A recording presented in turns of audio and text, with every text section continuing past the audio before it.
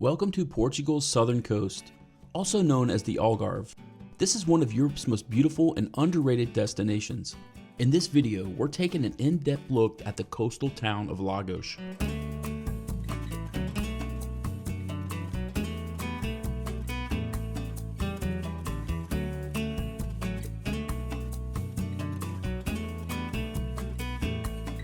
The Algarve is divided into three main areas: Western, Central, and Eastern, each with its own unique history and charm. Lagos is the main town in the western part. We'll explore its hidden coves, rich history, and why so many travelers call it the heart of the Algarve. Lagos is about an hour and a half from the Faro Airport. You can take the train along the coast or rent a car and drive. If you rent a car, be aware of the roundabouts. I found the locals to be very aggressive here. Stay on the outside until your exit, even if you're going all the way around to the third exit. If you get on the inside and go slow, you'll get trapped. Renting a car gives you the freedom to explore hidden beaches and the countryside at your own pace. But if you're planning to stay local, Uber works just as well. The Algarve enjoys more sunshine hours per year than Southern California, making it a fantastic destination year-round.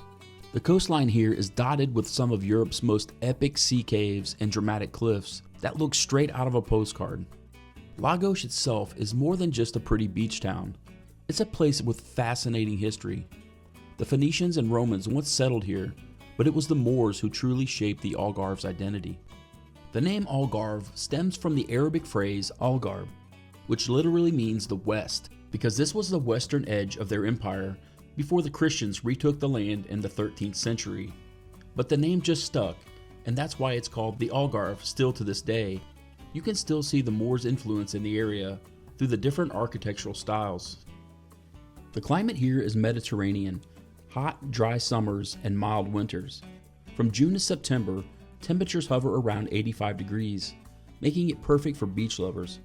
But spring and autumn are arguably the best times to visit, with fewer crowds, comfortable weather, and still plenty of sunshine. Even in the winter, Lagos stays pleasant, rarely dipping below 50 degrees.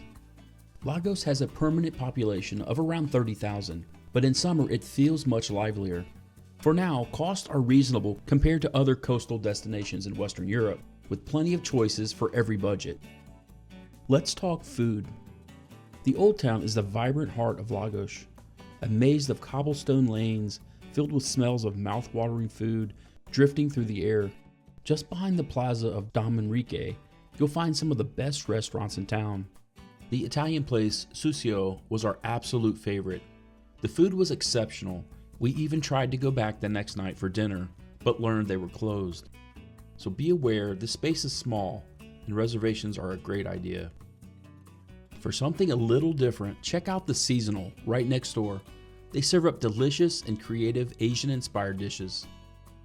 Royal Indian cuisine is another local favorite, serving up authentic curries and tandoori dishes. If you're craving Portuguese flavors, plenty of local places serve grilled sardines, octopus salad, and cataplana, Algarve's signature seafood stew. Don't leave without trying Dom Rodrigo, a traditional almond and egg yolk dessert wrapped in shiny foil. It's sweet, rich, and a perfect bite of Algarve tradition. What to see and do. One of the absolute must-dos in Lagos is getting out on the water.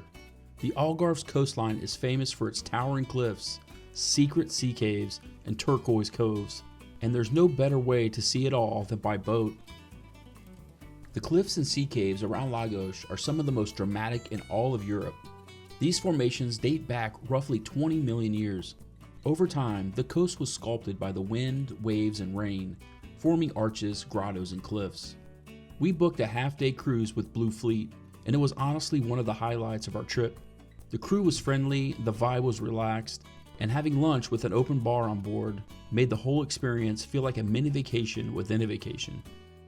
After the first boat trip, we booked another one, this time headed east along the coast from Lagos to see the famous Benagil Cave, one of the Algarve's most iconic natural wonders. It's an incredible ride past towering cliffs and hidden coves. But I've got to be honest, one of my biggest surprises about the Algarve is the ocean temperature. Yo, it's so hot. Oh my God. It looks tropical, but it's icy cold all year long. Even in the middle of summer, jumping in will absolutely take your breath away. For a more hands-on way to experience Lagos's stunning coastline, rent a canoe or a stand-up paddleboard and explore the cliffs and hidden caves at your own pace. If you prefer a bit of guidance, several companies offer a group sup or canoe tours led by local guides who know all the secret spots and the safest routes. If you don't feel like paddling out by yourself, I noticed several tour companies towing kayakers around to the different spots. If you do go by yourself, you can stake out one of the small hidden beaches and have it all to yourself. This is an active, peaceful, and totally unique way to see the Algarve's iconic coastline right on the water. Before heading out to explore the cliffs, it's worth taking an hour to step back in time and explore the rich maritime past of Lagos. Start at the Castle of Lagos, a fortress that dates back to the Moorish era and was later expanded during Portugal's Age of Discovery. Its stone walls once guarded one of the most important ports in the country, where explorers like Henry the Navigator helped launch Portugal's golden age of exploration. Just a short walk away, the fort of Bandeira stands proudly at the harbor's entrance, a 17th century stronghold built to defend the town from pirates and invaders. Today, both sites offer not just a glimpse into Lagos's storied past, but also some of the best views over the bay and coastline. Hike or drive out to the lighthouse at the end of the peninsula. This is the crown jewel of Lagos, a dramatic headland of golden cliffs, sculpted arches, and sea stacks rising from the turquoise waters. Even if you've seen it from the boat, the views from above are next level. Wooden boardwalks winding along the cliffs, leading to panoramic viewpoints where every angle looks like a postcard. Come at sunrise or sunset when the light turns the rocks a deep honey gold. It's easily one of the most breathtaking spots in the entire Algarve. Lagos has several great beaches, but there are three that really stand out, each with their own character. Let's start with Camilo Beach, one of the most famous beaches in the Algarve. Tucked between golden cliffs and reached by a long wooden staircase, this little cove feels like a secret escape. The water is crystal clear, perfect for a quick swim or a light snorkeling around the rocks. If you can, go early or later in the day when the crowds thin out. Next up, Half Beach, and this one's a total contrast. Instead of cliffs and coves, it's a massive open stretch of sand that runs over 2 miles along the bay. It's the kind of beach where you can just breathe, go for long walks, or try out paddleboarding. Even though it's right near town, it never feels packed, and the chill beach bars along the shore make it easy to lose track of time. Finally, there's Dona Ana, one of the most photographed beaches in the Algarve, and you'll see why the moment you arrive. Surrounded by dramatic cliffs and rock formations rising from the water, it's straight up postcard material, and the calm waves make it great for swimming or cooling off while sunbathing. Try to get there early to snag a good spot because it's classic Lagos beauty, the kind of scene that reminds you why this coastline is so unforgettable. A day trip west from Lagos takes you to one of the most dramatic and historic corners of Portugal, Sagres and Cape St. Vincent, often called the end of the world. The drive takes about 30 to 40 minutes, and the landscape shifts from the golden cliffs of Lagos to rugged, wind-whipped headlands that feel wild and untouched. Start at the Sagres Fortress, a massive 15th century sea fort built under the orders of Prince Henry the Navigator. Inside you'll find sweeping coastal views and the famous Compass Rose, a giant wind compass etched into the stone. From there, continue to Cape Vincent, the southwesternmost point of mainland Europe. The cliffs here drop nearly 250 feet straight into the Atlantic, and the sunsets are nothing short of epic.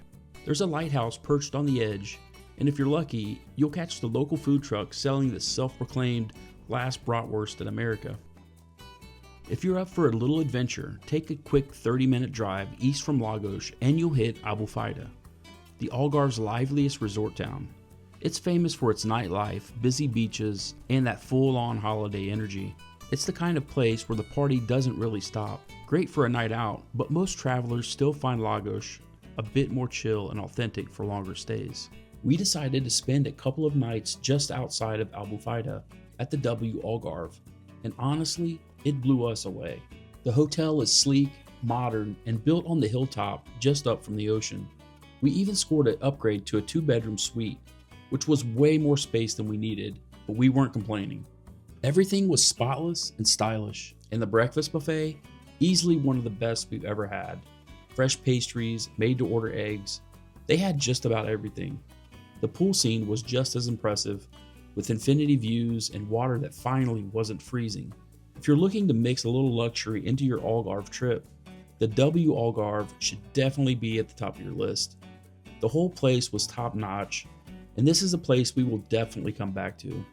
So whether you're here for the sunshine, the cliffs, or the history, Lagos captures what makes the Algarve so unforgettable. It's big enough to have energy, small enough to feel intimate, and surrounded by natural beauty at every turn. For first-time visitors to Portugal's southern coast, Lagos is the perfect place to start.